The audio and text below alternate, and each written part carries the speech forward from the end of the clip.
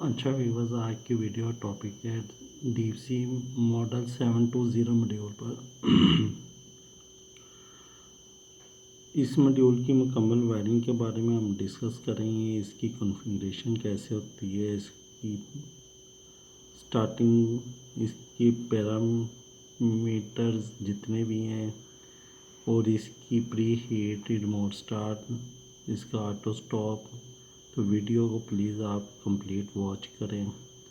और जो दोस्त मेरे चैनल पर न्यू हैं वो अपनी मेरे चैनल को सब्सक्राइब करें, वीडियो लाइक शेयर करें और बेल के बटन को प्रेस करें ताकि आने वाली हर वीडियो का नोटिफिकेशन आप दोस्तों तक पहुंच सके। तो लेट्स वॉच, चलते हैं वीडियो की तरफ। तो व्यूअर्स, ये डीप सी का आपके सामने एक मैनुअल है जो मैं एक्सप्लेन करने की कोशिश करूँगा। इंशाल्लाह उम्मीद है कि आपको इसकी मुकम्मल वजाहत समझ में आ जाएगी कि किस तरह से DC 720 पर वर्किंग करते हैं। सबसे पहले इसका शॉर्ट सा इंट्रोडक्शन मैं आपको करवा दूं कि ये AMF मॉड्यूल होता है, ऑटो मेन फेलियर मॉड्यूल, और इसमें वापडा की सप्लाई यानी वापडा का जैक अवेलेबल होता है और ये ऑटोमेटिक काम करता है। वापडा जाने के बाद ये लोड को शिफ्ट करता है और ये कूल डाउन के बाद अपनी सप्लाई को बंद करके जनरेटर को बंद कर देता है। तो नेक्स्ट चलते हैं।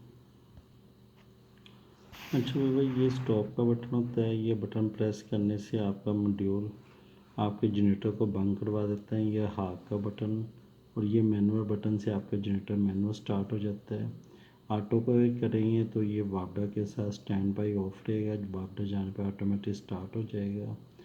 ये दो बटनों से आपकी सेटिंग्स के पैरामीटर चेंज होते हैं। अगर आपने अपने सेटिंग्स में जाना तो आपने ऑफ और ये वाला दोनों बटन एक साथ प्रेस करने होते हैं। बाकी ये आपके इंडिकेशंस हैं, आपकी वापडा, आपका जनरेटर्स और आपके ये अलार्म्स वगैरह यहाँ पे शो होते हैं। तो नेक्स्ट चलते हैं आगे। व्यूअर्स, ये पोटेंशियल्स है आपके सामने जिसमें वार्निंग में आ जाती है आपकी बैटरी चार्ज फेलियर की। If the module does not detect a voltage from the warning light terminal on the ZD charge alternator, the battery icon will illuminate either 8 volts or 16 volts depending on the configuration normal DC voltage। यानी इन्होंने जो fatty setting की होती है वो 8 लो volt होते हैं और 16 हाई वोल्ट होते हैं। तो इसके नीचे ऊपर ये बैटरी चार्जिंग का अलार्म देता है। इसी तरह ये लो प्लांट बैटरी अलार्म देता है जब ये DC का ये जो अलार्म है, ये वाला, ये इसके DC ये वोल्टेज है और ये इसका अलार्म शो हो रहा है।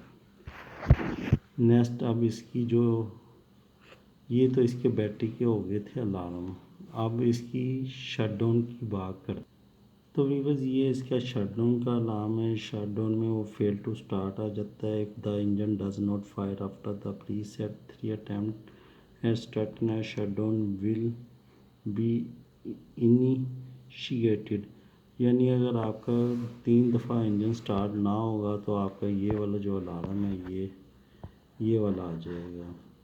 नेक्स्ट है लो ऑयल प्रेशर। अगर आपका ऑयल प्रेशर कम होता है तो फिर भी आपका जनरेटर शटडाउन में आ जाएगा। नेक्स्ट हाई इंजन टेम्परेचर है।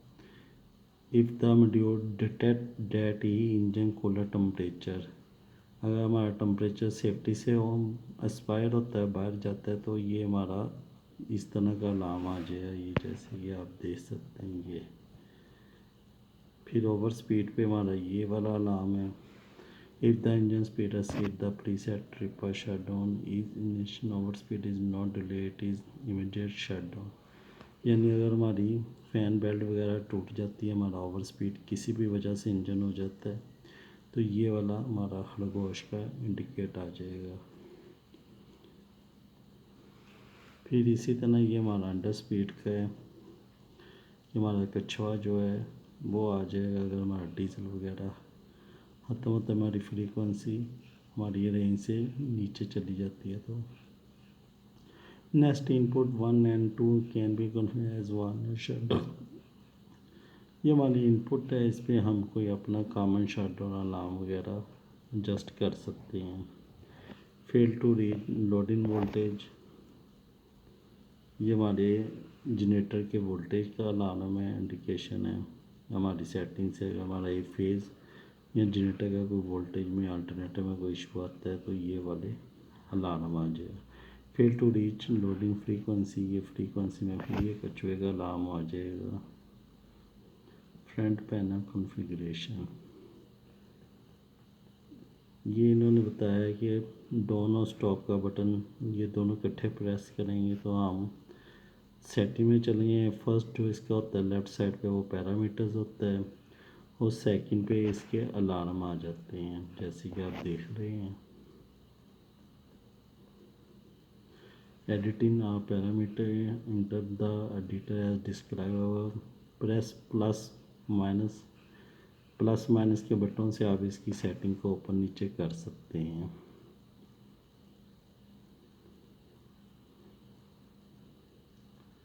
तो व्यूअर्स ये इसकी सेटिंग के पैरामीटर्स हैं।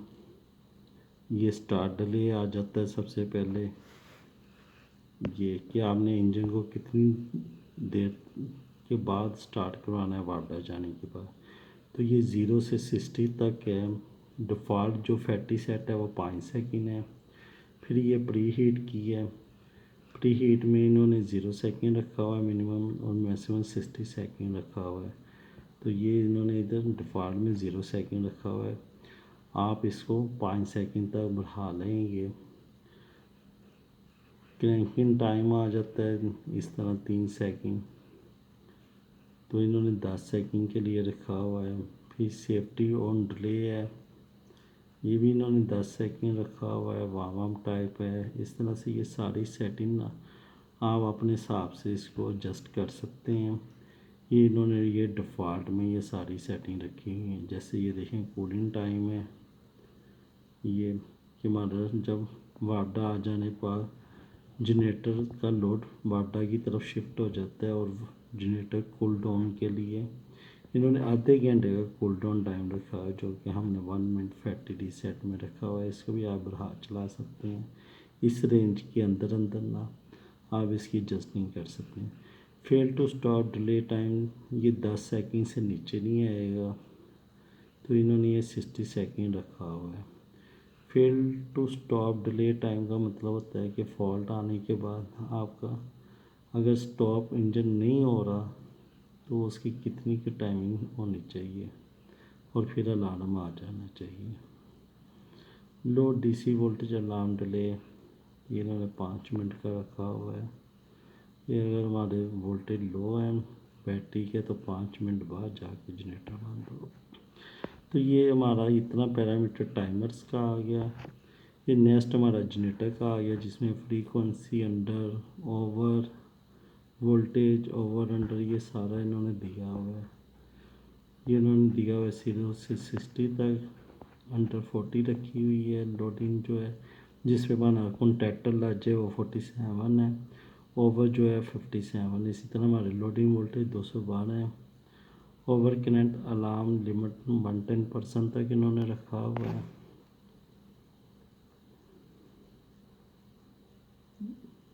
अब इन्होंने ये कह रहे हैं कि हमने इसकी एडजस्टिंग वार्निंग भी है, शटडाउन भी, इलेक्ट्रिकल ट्रिप है, लेकिन फैटी रीसेटिंग के मुताबिक ये 1 रखी गई है कि हमारा शटडाउन हो जाए अगर हमारा करंट ज़्यादा हो। इसी तरह ये इंजन के रखे हुए हैं 8 वोल्ट 8 वोल्ट लो पे। इनपुट सेटिंग में लो ऑयल प्रेशर रखा हुआ है। 15 PSI, 15 PSI का मतलब होता है हमारा 1 बार। वो 14.7 PSI जो होता है हमारा वो तकरीबन 1 बार के बराबर होता है, तो इसको 100 kPa भी हम कह सकते हैं। फिर इन्होंने हमारा टम्परेचर रखा हुआ है 95 पे, ये हमारी ये इन्होंने रखी हुई है सेटिंग। फिर इन्होंने रखा हुआ है रिमोट स्टार्ट सिमुलेट मेन्स, ये इन्होंने 0 रखा हुआ है। 0 वो बता रहा है रिमोट स्टार्ट है क्लोज टू एक्टिव। 1 पे रखेंगे तो remote start open to active है। 2 पे सिमुलेट मेन है क्लोज टू एक्टिव और यहाँ पे ये ओपन टू एक्टिव है, तो इन्होंने 0 रखा हुआ है। हमारी सेटिंग को रिमोट स्टार्ट पे। नेक्स्ट आ जाता है सैलरी इनपुट। तो ये हमारा इनपुट सेटिंग वाला आ गया था खाना। तो इसमें सैलरी इनपुट पे हम अपनी एडजस्टिंग कर सकते हैं कोई भी चीज़ को। ये फ़िलहाल इन्होंने 8 पे रखा हुआ है। ये 8 का मतलब है lamp test close to active. तो नेक्स्ट चलते हैं। Salary input 1 delay warning close to active, ये इन्होंने 0 छोड़ा हुआ है। इनपुट 2 भी 0 ही है।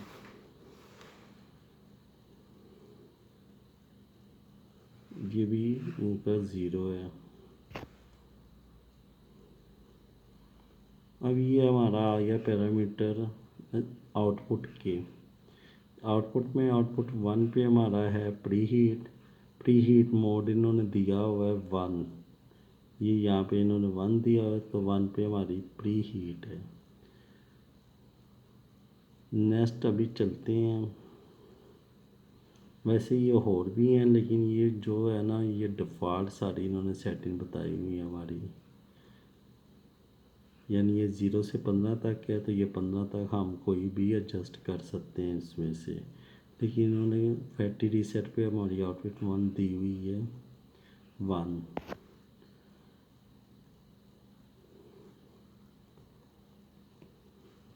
आउटपुट 2 पे इन्होंने हमें दिया हुआ है 14 नंबर। 14 है कॉमन अलार्म। तो यहाँ पे ये देखिए हमारा 14 पे दिया हुआ है। ये आपको उम्मीद करता हूँ ये आपको समझ आ रही होगी कि ये मिनिमम रेंज है, ये मैक्सिमम रेंज है। ये देखें 0 से लेके 15 तक। अगर आप यहाँ पे 0 कर देंगे तो ये अनयूज्ड हो जाएगा। 1 करेंगे प्री हीट, इस तरह ये सारा ना नीचे तक इन्होंने ये 14 रखा हुआ है। यहाँ पे वो नोट बता रहा था pre heat mode select for configure output and LCD indicators. वो कह रहा है प्री हीट मोड 0 पे अगर आप करेंगे तो ये आपका चलेगा during pre heat timer keys in 8 end और प्री हीट टाइमर। तो ये आपने 0 ही रखना है और इसको टाइमर को आपने 5 सेकंड तक रखना है, जो मैं ऊपर आपको बता गया हूँ। ये जो नेक्स्ट है 1 या 2 या 3, तो ये इससे ज़्यादा पे चले जाते हैं। जैसे ये देखें pre heat during pre heat timer and continue until engine stop cranking. यानी पहले तो प्री हीट टाइमर भी लेगा, फिर क्रैंकिंग तक भी चलता रहेगा। तो इतनी देर में वो आपका हीटर्स बर्न हो सकते हैं, वो बहुत ज़्यादा हीटअप होते हैं, इतनी देर नहीं देते। तो इसी तरह फिर नेक्स्ट वो कह रहा है continuant in the warning time and expire. और ये सारा वो बता रहा है कि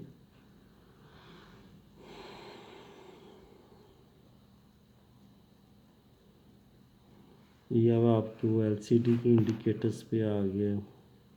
यहाँ पे उसने रखा हुआ है 8 नंबर। 8 पे आपके आ जाते हैं ये ऑक्सिलरी इनपुट 1 एक्टिव, ये इसने की हुई है। ये यहाँ पे इसने एलसीडी इंडिकेटर रखा हुआ है 9 पे, ये auxiliary input 2 active.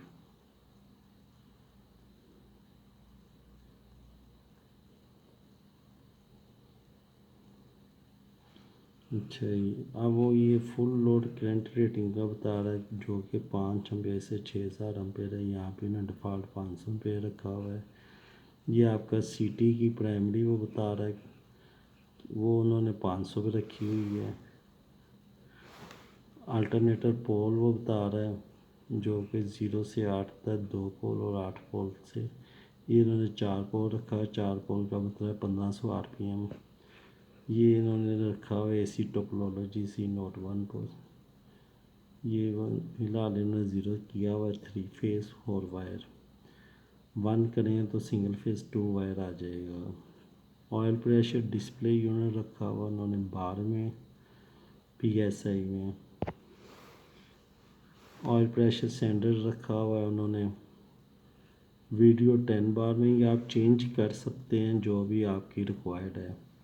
Coolant temperature video 120 पे रखा हो, लेकिन मेरे ख्याल में उन्होंने ये जो सेटिंग दी हुई है ये परफेक्ट सेटिंग है, तो इस पर आप जनरेटर अपना चला सकते हैं। सिर्फ आप सीटी को अपने एडजस्ट करना होता है, किलोवाट को आपने एडजस्ट करना होता है, ताकि आपके एम्पेयर, सीटी और किलोवाट ये चीज़ें आपके जनरेटर पे एग्जैक्ट होनी चाहिए। बाकी सारी सेटिंग जो है वो आप इसी तरह ही चला सकते हैं। ये इन्होंने इंस्टॉलेशन का बता दिया है, पैनल कट आउट वगैरह कि मॉड्यूल का आपका इतना कट होगा जिस पैनल में, तो आपका मॉड्यूल फिट आ जाएगा। ये इसने केबल की ड्रेसिंग का बता दिया है कि यहाँ पे आप यहाँ ऐसे केबलों के या ऐसे करके मैचिंग कर सकते हैं और ये टाई बांध सकते हैं ऊपर।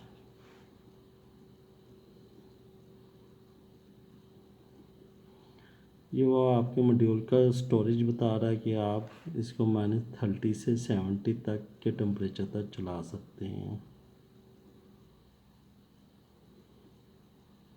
ये इस मॉड्यूल के सारे फीचर्स हैं।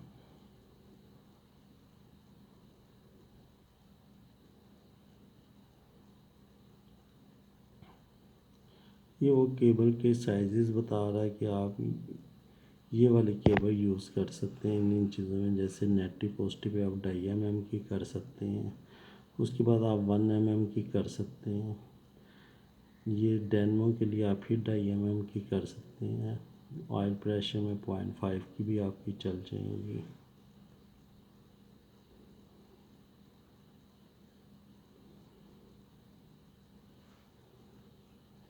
ये भी वो केबलों के साइज़ बता रहा है कि ये साइज़ की केबलें आप चला सकते हैं।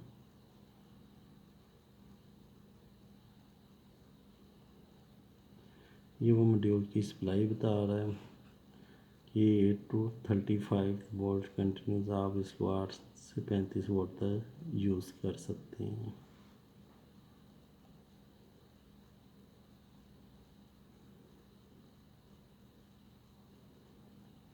जो जो ज़रूरी चीज़ें हैं वो मैं आपके साथ शेयर कर रहा हूँ। बाकी तो ये मैनुअल बहुत ज़्यादा है, हर चीज़ का ज़रूरत नहीं है शेयरिंग के लिए। ये वो फॉल्ट फाइंडिंग बता रहा है कि unit is inoperative, check the battery and warning to the unit, check the DC supply. कि अगर आपकी मॉड्यूल की लाइट ऑन नहीं होती, मॉड्यूल नहीं चलता, तो आप बैटरी चेक करें। Unit shut down, check DC voltage not above 35 volt and below 9 volt, यानी 35 और 9 के दरमियान में होने चाहिए, और साथ में टेम्परेचर भी 70 तक होना चाहिए। ये सारा वो बता रहा है। ऑयल प्रेशर है तो वो ऑयल प्रेशर को कह रहा है चेक करें, टेम्परेचर है तो टेम्परेचर चेक करें। Shut down fault, check relevant switch and warning of fault indicated by the LED. वो कह रहा है कि आपके एलईडी पे जो इनपुट के फॉल्ट आएंगे वो आप चेक करें कि आपके इनपुट में स्विच वगैरह जो लगे होते हैं उसकी वजह से शट डाउन तो नहीं है। वार्निंग में भी वो इसी तरह चेक कह रहा है कि चेक कॉन्फ़िगर ऑफ इनपुट, जो आपकी वार्निंग की चीज़ें आपने दी हुई हैं वो आप चेक करें। फेल टू स्टार्ट, अगर check warning of fuel solenoid, battery supply, तो वो कह रहा है कि आप अपनी सप्लाई फ्यूल सोलिनॉइड वगैरह बैटरी वगैरह चेक करें। Auto, continue starting of generator when in auto, अगर वो आपका ऑटो पर ही जनरेटर चलता रहता है। Check that main utility supply is healthy and check that potassium fuses are place are not blown. तो वो कह रहा है कि अपना रिमोट स्टार्ट चेक करें, अपनी वापडा की सप्लाई चेक करें, अपने वोल्टेज वगैरह चेक करें, फ्यूजेस चेक करें। जनरेटर फॉल्ट टू स्टार्ट, अपना जो जनरेटर है, generator fails to start on SP of remote start signal main utility supply failure. If remote start fault check signal is on remote start input confirmed that the input is configured to be used as remote start। वो कह रहे हैं remote start का signal check कर लें, और जो remote start आपकी वायरिंग है वो आप चेक कर लें। नेक्स्ट वो कह रहा है G shut down warning fail to start continue starting of generator. ये सारी चीज़ें ना ये आ जाती है उसकी फॉल्ट वाइंडिंग में। तो वीडियो ज़्यादा लेंथी हो रही है तो इसकी जो वायरिंग की है ये वाली वायरिंग डायग्राम ये मैं नेक्स्ट वीडियो में एक्सप्लेन करूँगा। तब तक मुझे इजाज़त दें। उम्मीद करता हूँ आपको ये वीडियो पसंद आई होगी। तो इसका सेकंड पार्ट में इंशाल्लाह जल्दी ही आपके सामने पेश करूँगा। तो प्लीज़ चैनल को सब्सक्राइब करें, वीडियो को लाइक शेयर करें और बेल के बटन को प्रेस करें। दुआ में याद रखें। अल्लाह हाफिज़।